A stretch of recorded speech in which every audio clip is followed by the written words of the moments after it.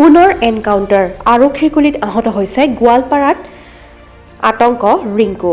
গোৱালপাৰা জিলাৰ হাৰিমুৰাত এটা কুখ্যাত অপৰাধী আৰক্ষীৰ গুলীত আহত হয়। আহত অপৰাধীটোৰ নাম হৈছে আব্দুৰ ৰহমান ওৰফে ৰিংকু। ৰিংকু গোৱালপাৰা আৰক্ষীৰ বাবে দীৰ্ঘদিন ধৰি মূৰৰ কামোৰণি হৈ আছিল। তেওঁ মঙলবাৰে নিশা আৰক্ষীৰ এনকাউণ্টাৰত আহত হয়।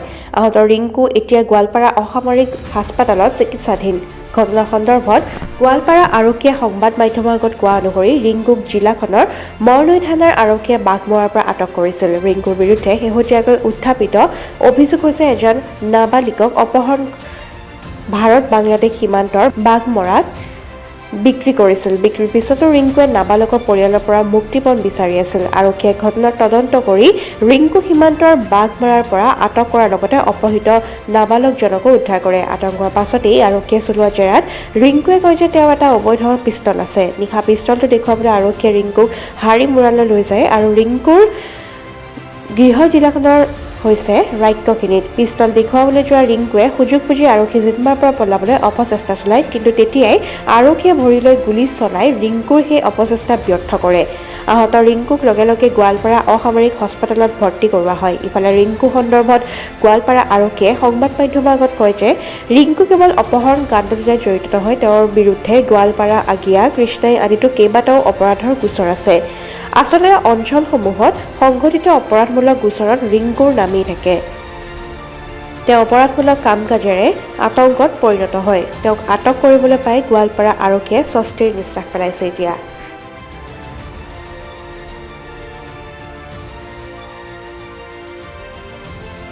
হৈছিলে মেইনলি কিডনেপিং ফৰ ৰেনচম, আৰু তাৰপাছত যেতিয়া তেখেতক মানে গোৱালপাৰালৈ লৈ অহা হৈছিলে, তেখেতৰ ইতিমধ্যে মানে আপোনাৰ ইলিগেল আৰ্মছ আছিলে। সেইটো যেতিয়াই উলিয়াই দিম বুলি কৈছিলে, এটা জেগাত গৈ উলিয়াই দিম বুলি যেই কোৱাৰ পাছতে যি পুলিচে তেখেতক লৈ গৈছিলে, সেই পুলিচক মানে তেখেতে অভাৰ পাৱাৰ কৰি পলাবলৈ চেষ্টা কৰিছিলে। পলাবলৈ চেষ্টা কৰাৰ সময়তে আমাৰ মানুহে তেখেতক মানে কাষ্টডিত ৰাখিবৰ কাৰণে মানে লিমিটেড ফায়াৰিং কৰিব লগা হ'ল ভৰিত। গতিকে সেইটোৱে হৈছে ঘটনা। তেওঁ বৰ্তমান বিপদমুক্ত বুলি জানিব পাৰিছা? সেইটো ডক্টৰে ক'ব আৰু অপৰাধী যাতে আৰু ঘৰ ক'ত ছাৰ? তেখেতৰ ঘৰ ৰাক্ষসনী পাৰ্ট 2। আৰু আগে পাছতে বিভিন্ন অপৰাধত জড়িত হৈছিলে আৰু তেওঁক মেঘালয় বাঘমৰাৰ পৰা অনা হৈছিলে। আচলতে মেঘালয় আৰক্ষী আপোনাৰ সহযোগ কৰিছিল নেকি? কৰিছিল, মেঘালয় মানে সহযোগ কৰিছিলে আৰু তেখেতক কৰায়ত্ব কৰাৰ কাৰণে আপোনাৰ ৰাক্ষসীত মানুহে বম ফুটাইছে। ইমান ফূৰ্তি মানুহৰ, মানে এটা ড্ৰেডেড ক্ৰিমিনেল।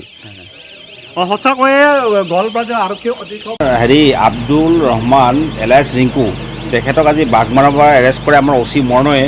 আৰু তেখেতে হ'ল কি আপোনাৰ আমাৰ ইয়াতে এটা নাবালক ল'ৰা যাক কিডনেপিং কৰি নি ইণ্ডো বাংলাদেশ বৰ্ডাৰত আপোনাৰ বিক্ৰী কৰিছিল আৰু তাৰপাছত ৰেনচম বিচাৰি আছিল।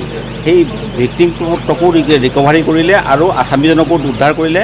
আৰু আছামীজনে যেতিয়া ক'লে তেখেতে মানে বিভিন্ন কেছত ইয়াত জড়িত আছিলে, আৰু তেখেতে ক'লে যে তেখেতৰ এটা পিষ্টল আছিলে। সেই ইলিগেল পিষ্টলটো দেখুৱাম বুলি যেই ক'লে, আহি কিনে পিষ্টলটো দেখুৱাবৰ যেতিয়া চেষ্টা কৰিছিলে হাৰিমুৰাত, তাতে তেখেতে পলাবলৈ চেষ্টা কৰিলে। পলাবলৈ চেষ্টা কৰোঁতে আমাৰ আৰক্ষীৰ পিনৰ পৰা তেখেতক মানে ৰখাবৰ কাৰণে মানে কেইবাজাই গুলী বৰ্ষণ কৰা হয়। ভৰিত গুলী বৰ্ষণ কৰাৰ পাছত তেখেতে আঘাতপ্ৰাপ্ত হৈ ৰখি যায় আৰু তেখেতক ইতিমধ্যে আপোনাৰ গোৱালপাৰা চিভিল হস্পিটেলত ভৰ্তি কৰা হৈছে। কিমান টকা বিচাৰিছে? 5 লাখ টকা বিচাৰিছিলে। ছাৰ, ৰাজ্যখনৰ অঞ্চলৰ মানুহে এতিয়া বম ফুটাইছে ছাৰ। নাই, তেখেত ড্ৰেডেড ক্ৰিমিনেল হয় আৰু তেখেত মানে অকল ৰাক্ষসনী বুলিয়েই নহয়, গোৱালপাৰা, কৃষ্ণাই, আগিয়া গোটেই ঠাইতে ক্ৰাইম এগেইনষ্ট প্ৰপাৰ্টি যিমান কেছ আছিল তাতেই ৰিংকুৰ নামটো ইনভলভ হৈ আছিলে আৰু ৰিংকুৰ নামটো এটা গোৱালপাৰাৰ সন্ত্ৰাস হৈ আছিলে। আৰু তেখেতক আজি কৰায়ত্ব কৰিব পাৰি আৰু তেখেতক আজি আমি আইনৰ গণ্ডিলৈ আনিব পাৰি আমি নিজেই অলপ মানে সুখী অনুভৱ হৈছোঁ। News desk report, our North east.